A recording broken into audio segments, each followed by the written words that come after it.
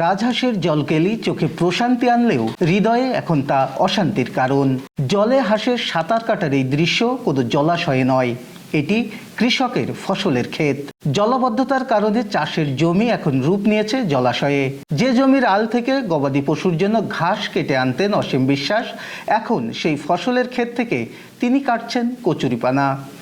নিজের ফসলের মাঠে পায়ে হাঁটার বদলে এখন তাকে যেতে হচ্ছে ডিঙি নৌকো বেয়ে। ভবদহের কারণে নতুন করে প্লাবিত হয়েছে যশোর সদর উপজেলার রামনগর ও চাচড়া ইউনিয়নের বিস্তীর্ণ এলাকা। চাষবাস কি করে করো, সব বিলি পানি পানি আর পানি। কৃষি জমি ছিল আজ আমার 5-7 বছর আঁকা দিয়ে গেছে, খেলা আছে এই কেটে কেটে গরুর খাতে আছে। নদী দখল আর খাল ভরাট হয়ে যাওয়ায় পানি নিষ্কাশনের পথ বন্ধ হয়ে গেছে। সতীঘাটা, খড়িচাডাঙ্গা, বলাডাঙ্গা, কাজীপুর, বিলহরিণা আর সারাপোল দিগন্ত বিস্তৃত মাঠের যেদিকে চোখ যায় শুধু পানি আর পানি। আটকে থাকা পানিতে দিন কাটছে হাজারো মানুষের। কৃষি জমি ডুবে থাকায় বন্ধ হয়ে গেছে চাষাবাদ।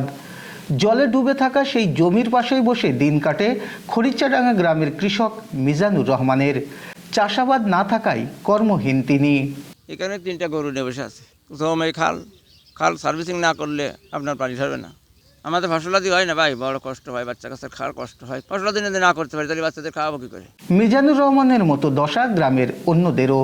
জীবিকার তাগিদে কেউ হয়েছেন দিনমজুর, কেউ বা রিক্সা কিংবা ইজি বাইক চালক, কেউ আবার জীবিকা নির্বাহ করছেন মাছ ধরে। এলাকার সাধারণ মানুষ বলছেন খাল খনন ছাড়া জলাবদ্ধতার সমাধান সম্ভব নয়। আমাকে ধরো কোনো খাল কোনো সংস্কার নেই।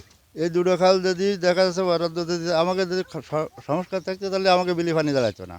দিনের পর দিন এভাবে চোখের জল মিশে যাচ্ছে জমে থাকা জলের সঙ্গে, অথচ দ্রুত ব্যবস্থা নিলে রক্ষা পেতে পারত হাজারো মানুষ।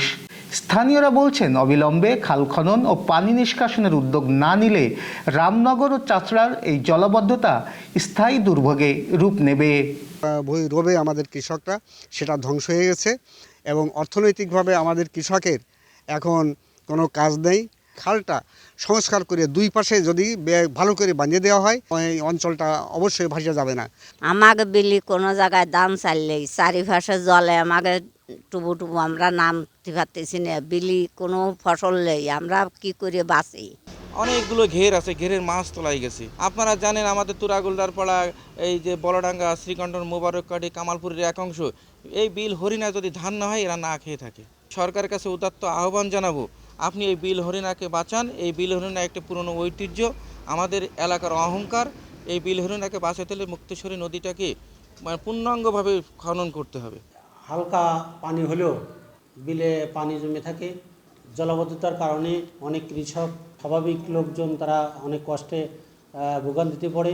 আমি সরকারের কাছে আকুল আবেদন করছি যে আমাদের এই ভৈরব নদী খননের জন্য, আমাদের ভৈরব নদীটা খনন হলে আমাদের কৃষকরা অনেক সুযোগ সুবিধা পাবে এবং ধানগুলা প্রতিবার যাতে আমরা ফসলটা সঠিকভাবে পাই, তার জন্য সরকারের কাছে আমরা আকুল আবেদন করছি। এম এ মানিকের ভিডিও চিত্রে এস এম আরিফ, গ্রামের কাগজ।